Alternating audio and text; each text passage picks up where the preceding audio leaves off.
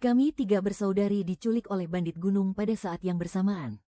Uang tebusan untuk satu orang adalah 1.000 tael perak. Kakak sulung sangat berbakat. Adik bungsu sangat cantik. Hanya aku, anak kedua, yang biasa-biasa saja dalam segala hal. Ayah dan ibu bersusah payah mengumpulkan 2.000 tael perak. Dengan berlinang air mata, mereka membawa pergi kakak sulung dan adik bungsuku. Aku penuh harap, mengira aku juga akan ditebus. Tapi ternyata, bahkan di saat seperti ini, mereka tetap mengabaikanku seperti biasanya.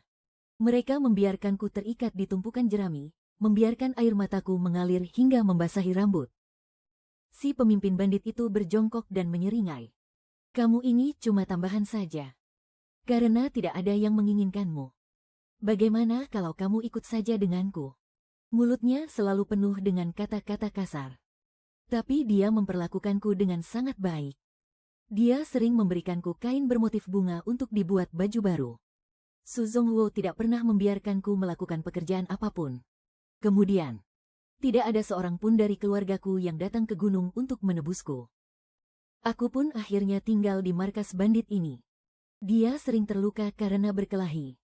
Dan aku akan mengobati lukanya dengan obat luka tradisional. Setiap kali, aku sengaja menekannya sedikit lebih keras. Membuatnya meringis kesakitan. Wajahnya tampak bingung sekaligus sedih.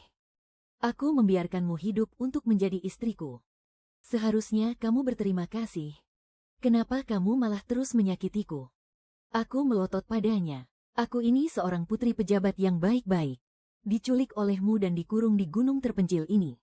Dan kamu masih mengharapkanku berterima kasih. Dia mengelus janggutnya dan tertawa. Dikurung dimanapun, bukankah sama saja? Bukankah para nona di kota kalian juga tidak boleh keluar rumah? Tidak boleh melangkah keluar gerbang? Dengan marah, aku menepuk lukanya dengan keras. Mendengarnya berteriak kesakitan. Hatiku baru merasa sedikit lega. Sebenarnya, pemimpin bandit ini tidak terlalu tua. Hanya saja penampilannya selalu berantakan sepanjang hari. Sikapnya seenaknya dan tidak pernah serius. Bagaimanapun melihatnya, sulit sekali untuk menyukainya. Hari itu, dia mendekatiku dengan senyum jenaka di wajahnya. Kutendang dia dari ranjang. Jorok sekali. Menjauh sana. Sambil mengusap pantatnya, dia memiringkan kepala menatapku. Di rumah orang tuamu, kamu juga segalak ini. Ucapannya itu membangkitkan kenangan lamaku. Kakak perempuanku yang angkuh. Adik perempuanku yang semena-mena. Ayah dan ibu sangat memanjakan mereka. Aku sama sekali tak punya tempat untuk bertingkah. Tapi sekarang, aku sudah menjadi istri kepala bandit. Aku tidak akan lagi meringkuk ketakutan seperti burung puyuh. Karena kita sudah menikah. Harus ada aturannya. Aku membentangkan kertas. Dengan cepat kutulis setumpuk aturan. Seperti, setiap hari harus bercukur sampai licin. Seperti, tidak boleh berbaring di ranjang kalau badan masih penuh lumpur. Sekaligus aku menulis sekitar 20 aturan. Dia memegang kertas itu, melirikku, lalu melirik kertasnya. Setelah membacanya berulang kali, tiba-tiba dia menyeringai dan tertawa. Hahaha. Wah, sialan, hebat sekali. Kamu tahu dari mana kalau aku ini takut istri? Sebenarnya, bandit itu punya nama yang bagus, Song Ziking. Kalau saja tidak tahu dia seorang bandit. Hanya dari namanya, orang akan mengira dia seorang sarjana kutu buku. Hingga akhirnya, sesuai dengan permintaanku, dia dengan patuh keramas dan bercukur. Barulah terlihat wajahnya yang ternyata cukup tampan. Aku tertawa terbahak-bahak. Dengan wajah setampan itu, di sarang bandit ini, berapa banyak perkelahian yang harus dia lalui untuk mengendalikan para anak buahnya yang kasar itu. Istriku, baju ini kaku sekali, sungguh tidak nyaman. Dia baru saja akan melepas jubah bersih yang kubuatkan untuknya. Hendak berganti kembali dengan pakaian compang-campingnya. Saat dia melihat tatapan marahku, dia menarik kembali tangannya.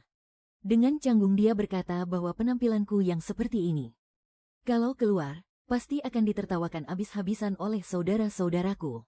Melihat tatapanku menajam, tubuhnya yang tinggi besar itu bergidik.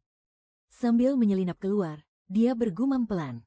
Astaga, Kenapa juga aku menikahi macan betina seperti ini? Song Ziking, kamu bilang apa? Berhenti. Aku tidak akan kembali. Hanya orang bodoh yang menurut.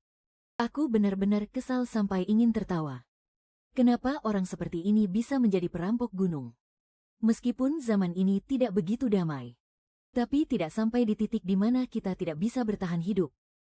Saat matahari terbenam, dia bahkan membawakanku segenggam bunga liar dari gunung. Entah siapa yang mengajari orang liar sepertinya. Dia yang begitu membenci aturan. Tapi rela bersusah payah untuk membujukku. Suatu kali dia bertanya padaku, kenapa kamu tidak pernah bilang apa yang kamu inginkan? Setiap kali aku membawakanmu sesuatu, aku harus berpikir keras sampai pusing. Aku menjawabnya tanpa sungkan, untung saja. Yang pusing itu kepalamu sendiri. Kalau kepalaku sudah botak dari dulu. Setiap kali teringat masa lalu, aku menjadi pendiam. Karena walau aku bicara, tidak ada yang mendengarkan. Kakak perempuanku adalah seorang wanita terpelajar. Dia suka mengoleksi buku. Adik perempuanku adalah seorang jelita. Dia suka parfum dan pemerah pipi. Kegemaran mereka. Bahkan tikus yang membangun sarang di rumahku pun tahu. Tapi tidak ada yang tahu kalau aku suka melukis. Bukannya aku tidak pernah mengatakannya. Tapi tidak ada yang mengingatnya. Tinta dan kuas terbaik menumpuk di kamar kakak. Berbagai macam pemerah pipi dan parfum adik begitu banyak sampai tidak habis terpakai. Sedangkan aku, bahkan tidak boleh memungut apa yang tidak mereka inginkan lagi. Kenapa? Siapa yang bisa membedakan mana yang dipungut dan mana yang dicuri? Song Ziking mengerutkan kening, merenung untuk waktu yang lama. Tiba-tiba, dia mengucapkan satu kalimat, istriku. Kamu bukan anak pungut, kan? Aku justru berharap begitu. Sayangnya, mataku mirip ibu. Dan mulutku mirip ayah. Siapapun yang melihat pasti akan bilang aku adalah keturunan keluarga Sen. Dia berdecak, benar-benar tidak pernah melihat yang seperti ini. Tenang saja, istriku. Kamu suka melukis, itu kan hal yang mudah. Aku akan carikan guru untukmu. Kita tetap bisa belajar meskipun di gunung. Song Ziking pada saat itu benar-benar membuatku sedikit terlena. Namun pada akhirnya, Song Ziking mengingkari janjinya. Kabar perang di utara sampai ke pegunungan. Dia malah bilang mau pergi bergabung dengan tentara. Aku sungguh dibuatnya marah besar. Di masa damai, dia menjadi seorang bandit. Sekarang setelah perang benar-benar pecah, dia malah berpikir untuk pergi mati. Tapi kali ini, dia terlihat sangat serius. Dia memegang tanganku dan berkata, King Yu, aku harus memperjuangkan masa depan untuk anak kita. Sekarang ada kesempatan untuk meraih jasa dan membangun nama. Aku tidak bisa membiarkan anak kita lahir dan menyandang nama sebagai anak bandit. Aku meletakkan tanganku di atas perutku yang mulai membuncit. Air mataku terus menetes. Tapi aku tidak menginginkan semua ini. Kita tinggal saja di gunung ini dengan tenang dan damai. Tidak bisakah? Tapi dia sama sekali tidak mendengarkan. Dia hanya mengambil sebuah liontin giok yang sudah dipakainya selama bertahun-tahun. Lalu memasukkannya ke tanganku. Tunggu aku kembali. Setelah berkata begitu, dia berbalik dan pergi tanpa menoleh sedikit pun. Angin gunung berembus sangat kencang.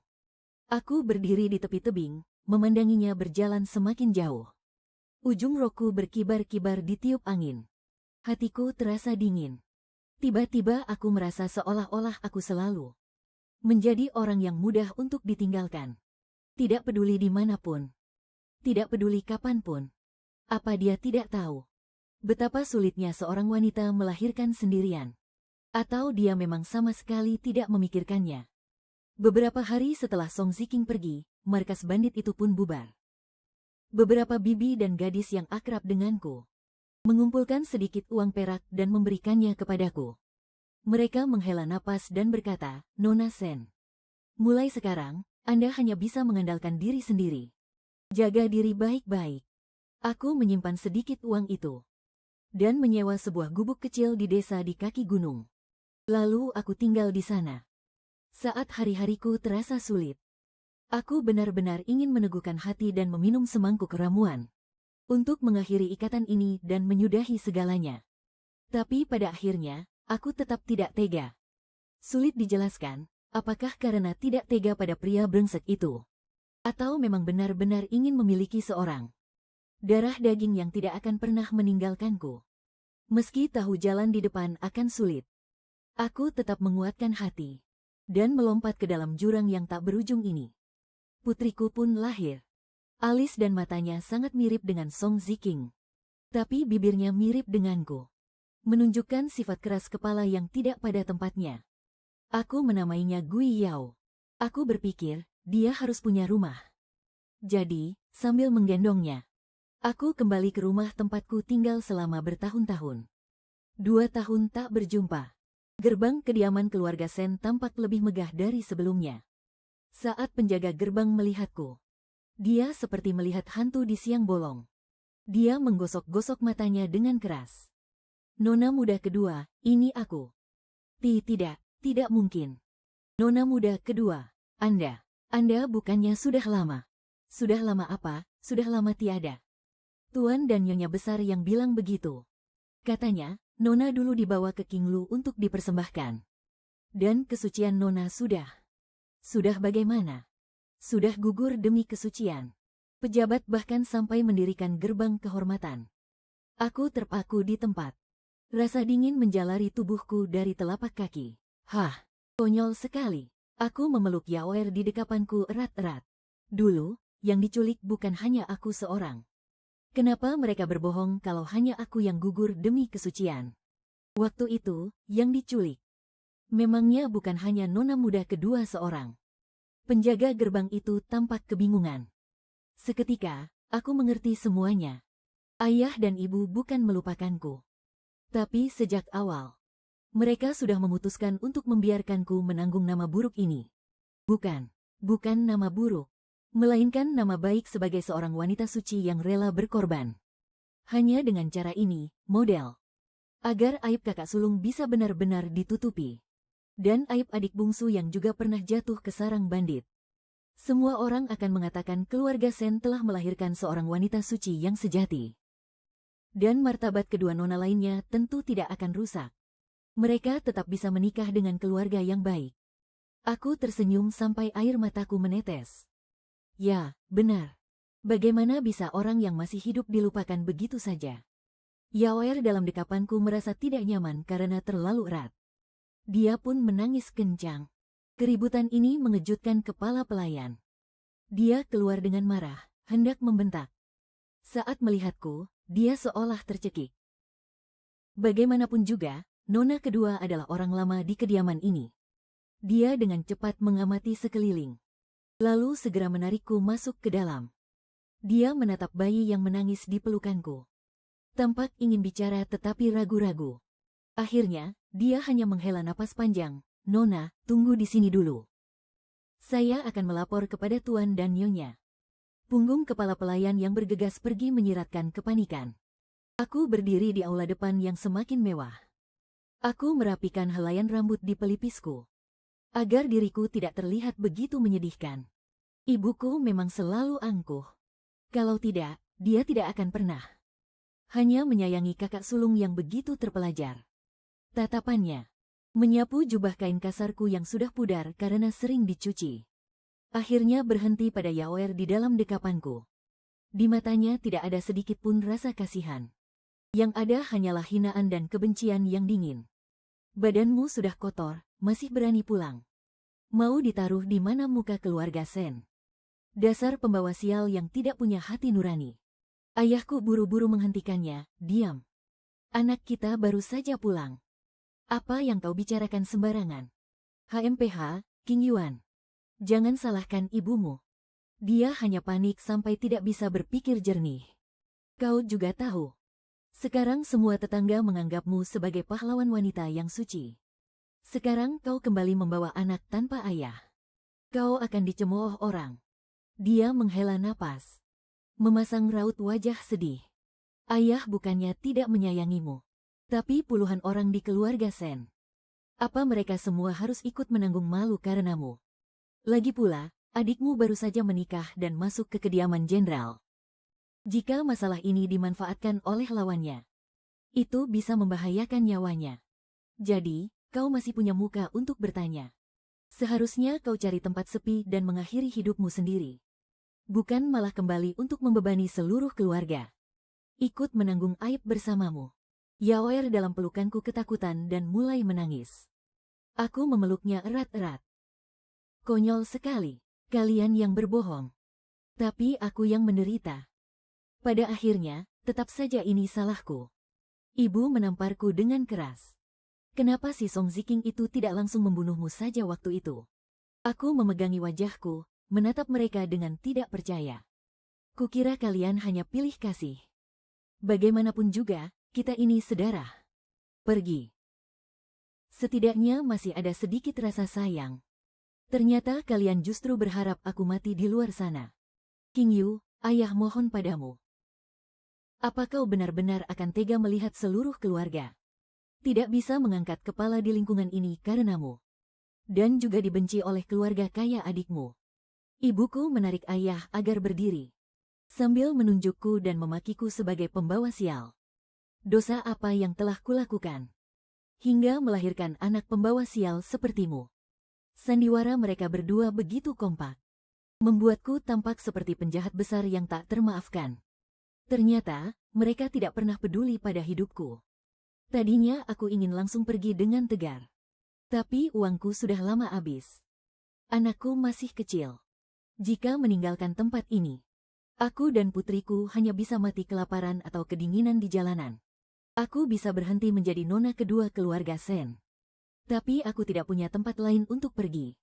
Saat mengatakannya, aku masih merasa sedikit mati rasa. Ibuku gemetar karena sangat marah. Model.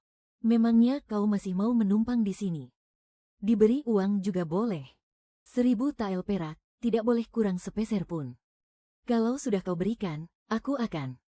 Ayahku berdiri dan menatapku dengan dingin. Baiklah, tapi karena kau yang memintanya. Ikatan antara kau dan aku sebagai ayah dan anak berakhir hari ini. Aku tidak bicara. Apa ikatan ini benar-benar baru putus hari ini? Aku juga sudah mencari tahu. Kakak sulung menikah dengan keluarga kaya di kota. Adik bungsu menjadi selir di kediaman jenderal. Keluarga Sen saat ini mengeluarkan 1000 keping perak. Bahkan tidak akan membuat mereka berkedip. Ayahku mendorong kotak berisi uang perak itu ke arahku. Ambil uangnya dan keluar dari gerbang keluarga Sen. Kau bukan lagi anggota keluarga Sen. Sebaiknya kau cepat ganti nama keluargamu. Aku mengambil kotak itu. Aku balas menatap tajam ibuku yang penuh kebencian. Aku masih punya satu pertanyaan. HMPH, apalagi yang perlu kita bicarakan? Kenapa kalian membenciku? Bahkan sebelum kejadian itu, aku tidak pernah bersaing apapun dengan kakak atau adikku. Sekarang pun, aku sudah setuju untuk mengambil uang dan pergi. Kenapa kalian sangat ingin aku mati? Kau dinodai oleh bandit dan masih hidup tanpa rasa malu. Melahirkan anak haram. Tidakkah kau pantas mati? Aku mengerti. Aku tidak mau bicara lagi. Aku menggendong Yaoer, berdiri, dan langsung pergi. Baru saja sampai di pintu aula. Aku menoleh ke belakang dan menatap mereka dengan dingin. Aku tahu ada orang yang menyergap di ujung gang. Mereka hanya menungguku keluar dari rumah Sen untuk diserang secara tak sengaja. Raut wajah ibuku yang terkejut dan jahat. Dan ekspresi bersalah ayahku membuatku muak. Sebodoh apapun aku tidak akan datang tanpa persiapan. Jika aku tidak bisa pergi dengan selamat hari ini, akan ada orang yang menyebarkan urusanku.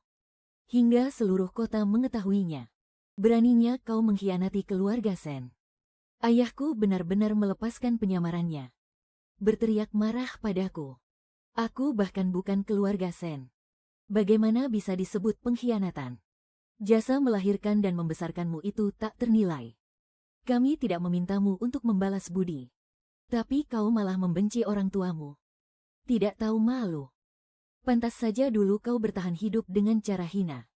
HMPH, bagus sekali sebutan bertahan hidup dengan cara hina itu. Kalau bukan karena aku bertahan hidup seperti itu, bagaimana aku bisa tahu kalau kalian menginjak-injak nama baikku? Untuk hidup semewah ini. Orang luar bahkan masih memuji keluarga Sen kalian yang katanya begitu terhormat. Baik hati dan tak ada duanya. Selesai bicara, Aku pergi dari tempat ini tanpa menoleh ke belakang sedikit pun. Tempat yang dingin ini, ternyata, mengharapkan kasih sayang dari orang tua. Bagiku hanyalah sebuah angan-angan kosong.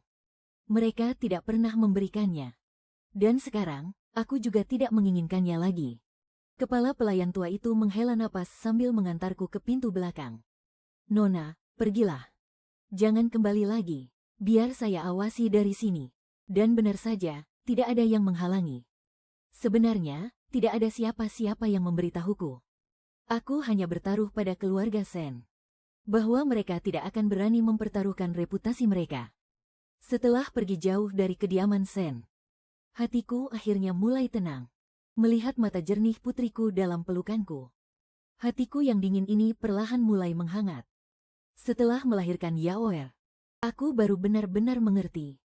Tidak semua ayah dan ibu akan menyayangi setiap anak mereka. Ayo kita pergi, Yaoer. Meskipun hanya ada kita berdua, ibu dan anak, yang saling mengandalkan. Ibu sama sekali tidak akan membiarkanmu menderita sedikit pun. Tentu saja aku tidak akan membawa uang ini dan bersembunyi.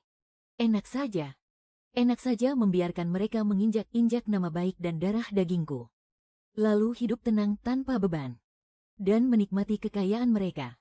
Aku justru akan tetap tinggal di ibu kota. Menjadi duri tepat di depan mata mereka, yang tak bisa mereka cabut. Aku mengikuti jejak Zhuo Wenjun, mulai menjual arak. Aku membuka sebuah warung arak kecil di pusat kota yang ramai. Dan menjadi nyonya pemilik di sana. Masa-masa awal pembukaan sangatlah sulit. Hampir setiap hari ada saja orang yang datang membuat onar. Aku tahu betul siapa dalang di baliknya. Dia ingin membuatku jengkel. Tapi juga takut aku akan melawannya terang-terangan, dasar pengecut. Akhirnya, aku pun pergi ke pinggiran kota. Dan menampung sekelompok gelandangan yang tak punya rumah. Yang laki-laki kujadikan penjaga. Yang perempuan menjadi pelayan. Mereka mendapatkan tempat untuk bernaung. Dan mereka lebih menghargai tempat ini daripada aku. Saat berhadapan dengan orang-orang yang rela mempertaruhkan nyawa demi mata pencaharian mereka, para pengacau itu malah lari tunggang langgang. Bisnis warung arakku perlahan-lahan mulai berjalan lancar. Aku pun akhirnya memiliki tempat untuk bernaung. Di sini, tidak ada yang tahu kalau aku adalah nona muda kedua dari keluarga Sen. Mereka hanya tahu kalau pemilik kedai ini adalah wanita yang tangguh. Putriku, Yaoer, sudah memasuki usia yang paling nakal. Para pegawai di kedai sering sekali menjadi korbannya. Nyonya, tolonglah urus nona kecil. Nona kecil lagi-lagi menjatuhkan sekeranjang telur yang baru saja kugoreng. Nyonya, dia menghancurkan belasan telur. Sifat usilnya ini pasti menurun dari Song Ziking. Siapa yang berani menghalangi jalanku dari benteng Yanger? Habisi mereka semua. Benar-benar buah jatuh tak jauh dari pohonnya. Anak dari pemimpin bandit itu memang pandai membuat onar. Aku memijat pelipisku. Dengan wajah serius, aku bertanya, apa kamu sudah sadar kesalahanmu? Gadis kecil itu sedang dihukum berdiri menghadap tembok. Punggung kecilnya terlihat begitu menyedihkan. Aku baru saja hendak melunak. Tapi dia malah diam membisu. Saking marahnya, aku mengulurkan tangan untuk mencolek dahinya. Siapa sangka, baru saja ujung jariku menyentuhnya. Dia tiba-tiba ambruk ke lantai. Aku sangat terkejut sampai nyawaku serasa melayang. Setelah kuperhatikan baik-baik, ternyata anak ini sudah tertidur. Bahkan terdengar suara dengkuran halusnya. Dasar anak ini, berdiri pun bisa tertidur. Nyonya, ayahnya Gui Yao itu sebenarnya orang seperti apa? Ya, bisa punya anak selucu ini, dia pasti bukan orang biasa. Baru saja dibicarakan. Tiba-tiba jalanan di bawah menjadi ramai. Kita menang. Kita menang. Kak Peng berlari ke bawah untuk mencari tahu. Tak lama kemudian, dia kembali dengan terengah-engah dan langsung menenggak teh. Lalu, sambil kutatap, dia berteriak bahwa kita menang besar di garis depan. Kata mereka, pasukan yang akan diberi penghargaan sebentar lagi masuk ke kota. Aku seketika tertegun mendengarnya. Perangnya sudah selesai. Apakah Song Ziking masih hidup? Akhir-akhir ini aku selalu merasa gelisah. Song Ziking memang orang yang hebat. Kalau tidak, Dulu dia tidak mungkin bisa mengumpulkan sekelompok orang dan menjadi pemimpin di gunung. Tapi sejak dia pergi, tak ada kabar sama sekali. Entah dia gugur di medan perang atau sudah sukses besar. Aku sama sekali tidak tahu. Tapi di lubuk hatiku, aku selalu menyimpan sedikit harapan. Tidak peduli dia prajurit biasa atau seorang jenderal. Asalkan dia kembali. Kedai kecilku ini akan selalu menyediakan makanan hangat untuknya. Mungkin karena kehidupanku sudah lebih baik. Rasa kesalku karena ditinggalkan olehnya dulu perlahan-lahan memudar. Aku bahkan mulai berharap dia kembali. Menjalani hidup yang baik bersamaku dan Gui Yao. Manusia hidup pasti punya tujuan. Yang kuinginkan bukanlah kekayaan atau kemewahan. Aku hanya berharap keluarga kami bisa berkumpul kembali. Dan Gui Yao tumbuh besar dengan selamat. Aku membeli baju baru dan merias diri dengan pemerah pipi, berdandan seperti gadis muda. Sesekali, aku membayangkan saat bertemu kembali dengan Song Ziking. Kak Hong melihatku yang tidak seperti biasanya. Lalu tertawa terbahak-bahak. Nyonya pemilik, akhir-akhir ini kau semakin cantik saja. Hahaha, sini, Gui Yao kecil. Sepertinya ayahmu akan segera kembali. Hahaha, aku tertawa malu sambil mendorongnya pelan. Kamu ini banyak bicara. Nyonya pemilik, sudah dengar belum? Kemenangan kali ini berkat seorang jenderal muda. Kudengar dia memimpin pasukannya menyerbu kamp musuh di tengah malam. Dan berhasil menangkap pemimpin mereka. Katanya, jenderal itu juga sangat tampan. Lalu, siapa marganya? Marganya? Siapa ya marganya? Kak Hong menggaruk-garuk kepala, berpikir lama. Sepertinya marga Liu atau Song. Besok akan ada pawai di jalan. Nyonya bisa pergi melihatnya. Song Ziking, mungkinkah itu kamu? Semakin dekat hari para prajurit kembali ke kota, hatiku semakin tidak tenang. Aku bangun sebelum fajar untuk menyisir rambut dan merias diri. Melihat bayangan di cermin, aku sadar diriku sudah tidak muda lagi. Bahkan sudah ada kerutan halus di sudut mataku. Memakai perona pipi justru membuatku terlihat aneh. Akhirnya, kubasuh saja riasanku. Kulepaskan semua perhiasanku. Aku hanya memakai tusuk konde perak sederhana untuk menyanggul rambut. Lalu berganti dengan rok biru kehijauan yang biasa kupakai. Saat ini, di lantai bawah sudah ramai dengan kesibukan. Kak Hong dan yang lainnya sedang menyiapkan hidangan. Pagi, Nyonya. Tak ada yang memperhatikan apakah aku merias diri atau tidak. Gui Yao masih belum bangun. Dengan setengah sadar, dia mengulurkan tangannya minta digendong. Terdengar keributan dari arah gerbang kota. Sambil menggendong Gui Yao, aku berjalan ke dekat jendela. Kulihat barisan besar tentara memasuki kota dengan rapi. Warga menyambut di sepanjang jalan. Barisan itu perlahan mendekat. Aku bisa melihat dengan jelas jenderal yang memimpin di depan. Mengenakan baju zirah yang megah. Menunggangi kuda yang tinggi dan gagah. Postur tubuhnya tegap. Wajahnya menyiratkan sedikit keangkuhan. Dan senyum penuh kemenangan. Sekilas saja sudah terlihat kalau dia bukan orang baik-baik. Kumisnya dicukur bersih.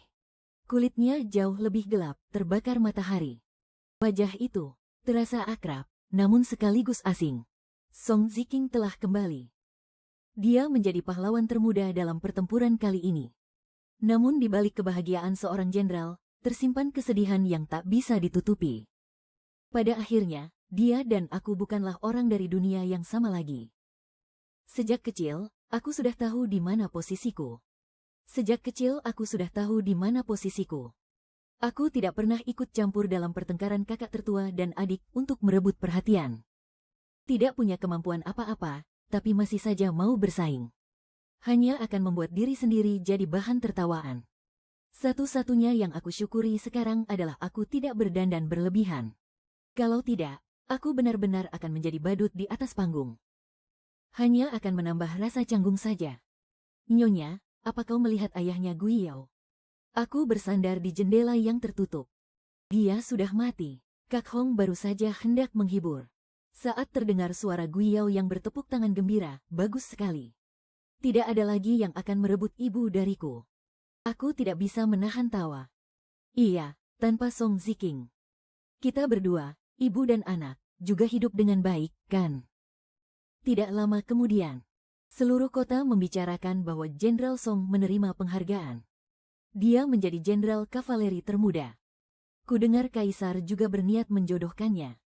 Menjodohkannya dengan putri dari Menteri Ritus. Tetapi dia menolaknya dengan halus. Dia bilang, di kampung halamannya sudah ada seorang istri. Seumur hidup ini, dia tidak akan menikahi wanita lain selain istrinya. Dia bahkan memohon pada gubernur untuk membantunya mencari orang itu. Seketika itu juga, reputasi Jenderal Song sebagai pria yang setia dan tulus tersebar di seluruh ibu kota. Semua orang memujinya sebagai pria baik yang bisa diandalkan. Aku hanya pura-pura tidak mendengar. Sambil menunduk, aku sibuk dengan sempo aku sendiri.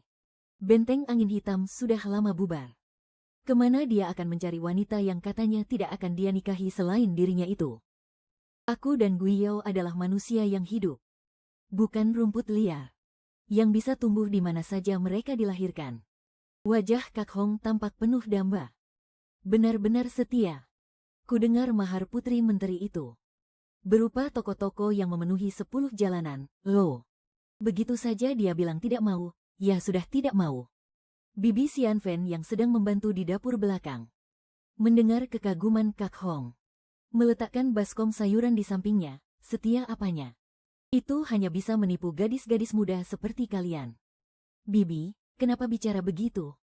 Apa aku salah bicara? Kau mau marah padaku hanya karena seorang pria yang tidak ada hubungannya denganmu. Mana berani aku? Baguslah kalau tahu diri. Kalau dia benar-benar bertanggung jawab. Seharusnya dari dulu dia sudah mengurus keluarganya. Mana mungkin dia membiarkan orang mencarinya ke seluruh dunia. Sudah pasti dia pergi begitu saja tanpa pamit. Meninggalkan orang lain untuk menderita. Kata-kata ini benar-benar menusuk hatiku. Bibi memang orang yang paling mengerti. Bibi Xianfen tidak menikah seumur hidupnya. Setelah diusir dari rumah oleh kakak dan iparnya, aku yang menampungnya. Tak kusangka, dia menguasai keahlian memasak yang hebat. Kini, dia bahkan menjadi andalan di lantai 9 kami. Tidak semua orang bisa sehebat nyonya. Dulu waktu aku diusir dari rumah, aku juga sangat panik. Betapa sulitnya bagi seorang wanita muda untuk mencari nafkah sendirian. Aku baru saja hendak menyahut. Tiba-tiba terdengar bentakan manja dari lantai 2. Diam, ucapanmu, wanita tua, sungguh tidak enak didengar. Seorang wanita muda berpakaian modis mencondongkan tubuhnya keluar. Alisnya terangkat marah, menatap tajam ke arah Bibi Xianfen. Jenderal Song melindungi keluarga dan membela negara. Meninggalkan keluarga kecilnya adalah sebuah keterpaksaan. Kenapa di mulutmu itu malah menjadi sebuah dosa? Bibi Xianfen melihat pakaian orang itu tidak biasa. Dan takut membuat masalah untukku. Dia pun segera menamparkan mulutnya sendiri. Ini salah saya lancang. Nona, mohon jangan tersinggung. Tapi wanita itu tidak mau melepaskannya begitu saja. Berani-beraninya menghina pahlawan besar kita di siang bolong. Apa kau pikir ini selesai hanya dengan kata, jangan tersinggung? Tampar mulutnya. Pengawal yang dibawanya maju untuk menangkap Bibi. Aku langsung berdiri melindungi Bibi. Berhenti, di siang bolong begini. Kalian berani main hakim sendiri. Pengawal itu tertegun sejenak. Lalu menoleh ke arah wanita itu. Dia menjadi semakin marah. Kau ini siapa lagi? Saya pemilik tempat ini. Nona, kalau ada apa-apa, bicaralah dengan saya. Perempuan kasar. Memangnya kau pantas bicara denganku? Kalau begitu, Nona, silakan cari tempat lain. Kami tidak sanggup melayani Anda. Pelayan di samping wanita itu maju ke depan. Sambil menunjukku, dia berteriak, lancangnya. Apa kau tahu siapa Nona kami? Aku tidak tahu. Aku hanya tahu, sekalipun gubernur yang datang, dia tidak bisa seenaknya memukul orang. Kami memang salah karena bergosip. Tapi Kaisar sudah memberi kebebasan berpendapat, bukan giliran kalian yang bertindak. Wanita itu menjadi sangat murka. Berani sekali, para pengawal langsung memelintir lenganku. Salah satu dari mereka menendang belakang lututku. Memaksaku berlutut di lantai. Si pelayan mengangkat dagunya dengan angkuh. Sambil bertolak pinggang, dia berkata, makanya jangan asal bicara. Menyinggung putri kediaman jenderal adalah dosa besar.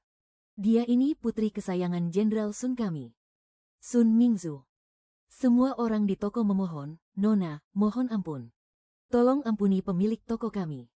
Sun Mingzu tertawa dingin, memfitnah pahlawan, menggoyahkan semangat para prajurit, menyinggung diriku, dan meremehkan kediaman jenderal. Dengan semua kejahatan ini, menghukum pancung dirimu pun tidak akan berlebihan. Nona, mohon ampun. Ini semua salah mulut saya yang tidak bisa dijaga. Kalau mau bunuh, bunuh saja saya. Bibi, aku meronta sekuat tenaga.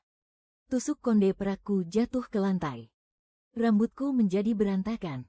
Tapi aku tetap ditahan dengan sangat kuat. Gui Yao baru saja berlari masuk dari luar. Wajah kecilnya tampak kotor. Melihatku ditahan oleh para pengawal. Dia berlari dan mencoba melepaskan tangan pengawal itu. Anak sekecil itu, mana punya tenaga. Kak Hong, cepat bawa dia pergi. Gui Yao menangis meraung-raung. Tangisannya membuat Sun Mingzu sangat terganggu. Dia menutup kedua telinganya. Pelayan di sampingnya maju. Lalu menamparkan Gui Yao dengan keras. Tamparannya begitu cepat dan keras. Model. Kak Hong segera melindungi Yaoer. Akibatnya, dia juga ikut ditampar. Anak itu menangis hingga sesak napas. Lalu pingsan di pelukan Kak Hong. Kak Hong tidak peduli dengan rasa sakit di wajahnya. Dia ingin menggendong Yaoer untuk mencari tabib. Tapi dia dihalangi. Dia memohon-mohon kepada Sun Mingzu, Nona, mohon berbelas kasihan. Anak ini tidak akan sanggup. Aku menatap tajam ke arah Sun Mingzu. Rasanya ingin sekali mencabik-cabiknya. Aku tahu mengapa Sun Mingzu marah. Dia menyukai Song Ziking, tetapi ditolak di depan umum. Sekarang, dia melampiaskan amarahnya pada kami. Menarik sekali, seorang pemilik kedai arak. Memangnya dia punya semacam jimat pelindung. Dia berjalan ke hadapanku. Kukunya yang tajam menggores wajahku. Sudah tua dan tidak menarik. Kalau saja kau sedikit lebih muda, mungkin para pria akan merasa sayang untuk menyakitimu. Sebelum kukunya menekan lebih dalam, aku berkata kata demi kata, istri Song Ziking adalah aku. Seketika semua orang gempar. Seseorang yang lebih dulu sadar berkata, hanya karena kau bilang begitu, kami harus percaya. Aku tidak punya alasan untuk berbohong. Benar atau tidaknya, tanyakan saja padanya, maka semua akan jelas. Tangan Sun Mingzu gemetar. Di bawah tatapan semua orang, dia terpaksa melepaskanku. Pergi panggil Jenderal Song kemari. Aku segera menggendong Yaoer. Syukurlah, napas anak itu stabil. Aku buru-buru menyuruh orang untuk memanggil tabib. Sudah tidak apa-apa, Yaoer. Ibu di sini. Saat Song Ziking tiba, yang dia lihat adalah aku dengan rambut acak-acakan. Sambil menggendong anak kami dan bergumam sendiri. Dia berlutut dengan satu kaki. Ucapannya bergetar. King Yuan, aku sudah kembali.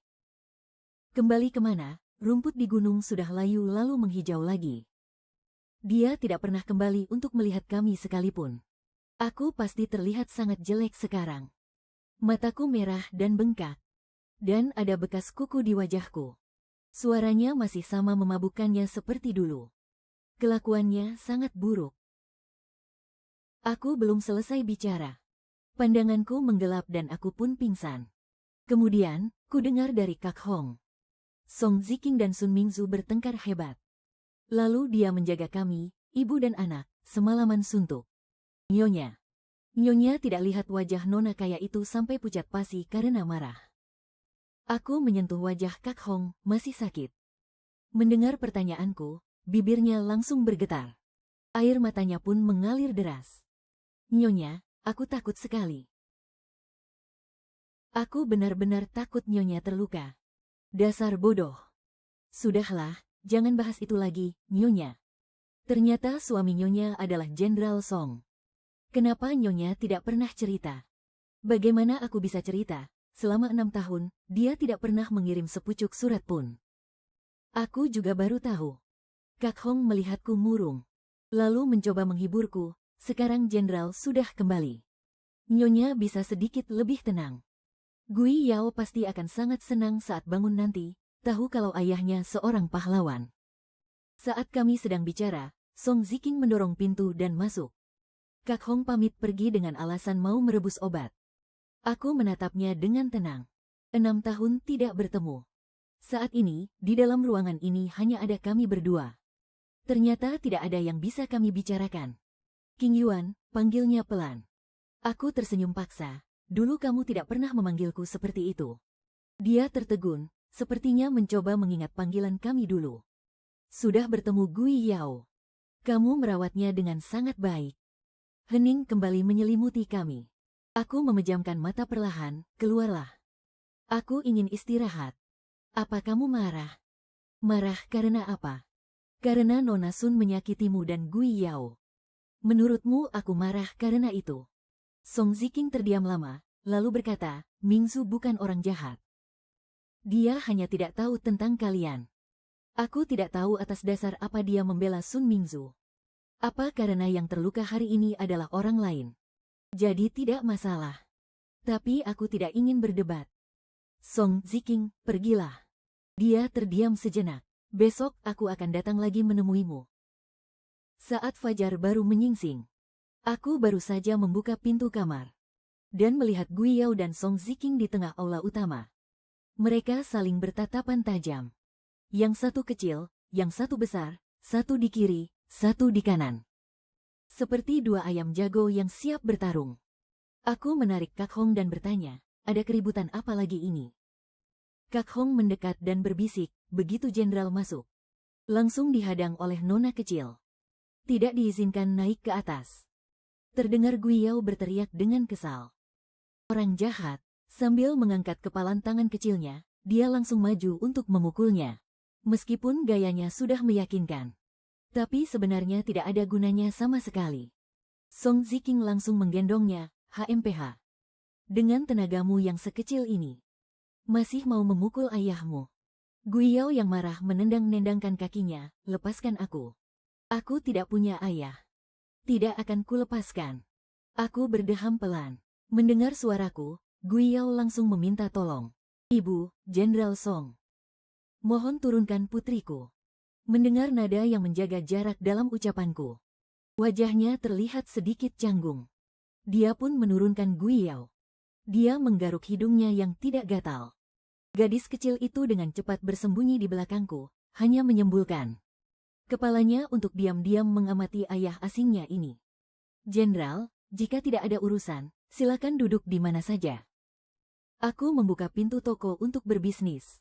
Aku tidak ingin menunda pekerjaan demi siapapun. Song Ziking juga tidak banyak bicara. Dia mencari sudut untuk duduk dan memesan sebotol arak Huadiao. Pada akhirnya, Gui Yao tidak bisa menahan rasa penasarannya. Dia mendongak dan bertanya padaku, Ibu, apakah dia benar-benar ayahku? Aku berjongkok agar sejajar dengan matanya. Iya, sayang. Ayah selama ini pergi keluar untuk melawan orang-orang jahat. Yaoer, apa kamu kangen ayah? Dia menatapku, menggelengkan kepala, lalu mengangguk.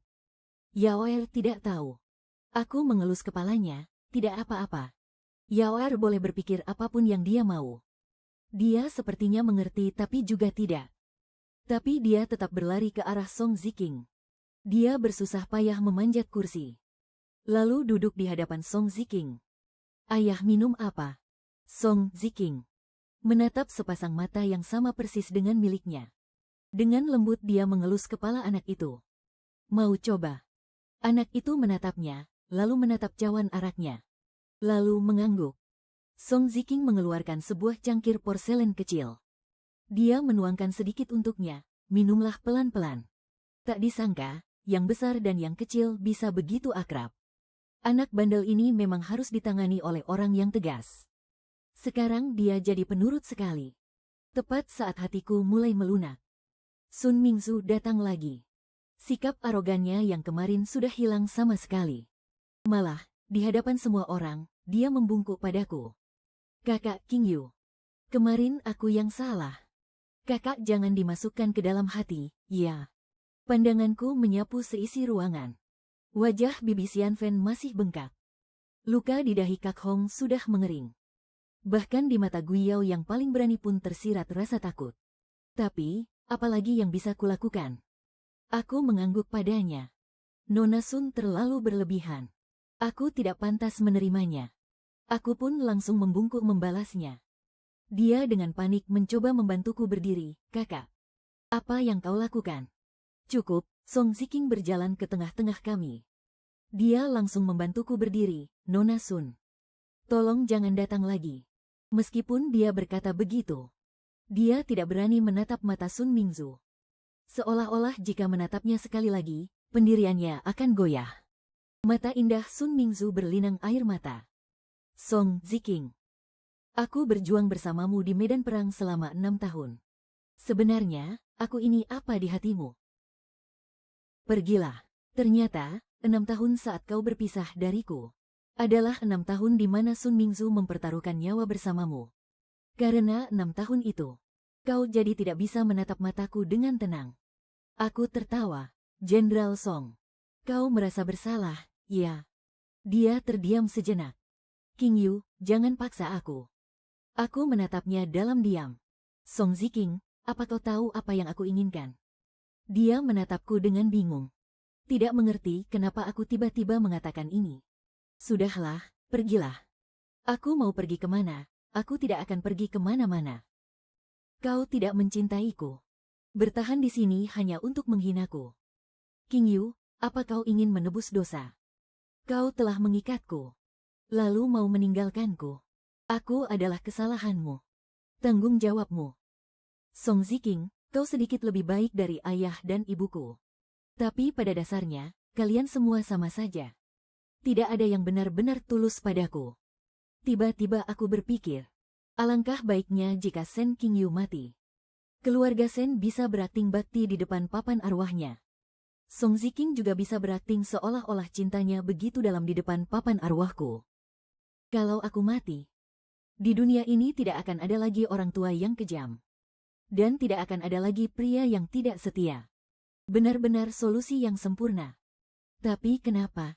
Kenapa hidupku harus begitu tidak berharga? Di saat yang paling menyakitkan itu, aku tiba-tiba merasa lega. Gui Yao berlari menghampiri dan menarik ujung bajuku. Ibu, kenapa ibu menangis? Aku menggendongnya. Ibu menangis karena bahagia. Apa orang bahagia juga bisa menangis? Orang bahagia juga bisa menangis.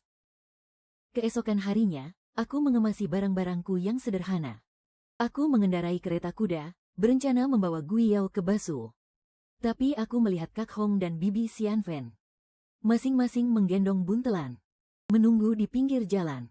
Kak Hong tersenyum lebar. Nyonya, boleh kami menumpang? Aku tertegun sejenak. Lalu aku tersenyum dan menyambut mereka. Naiklah, hahaha.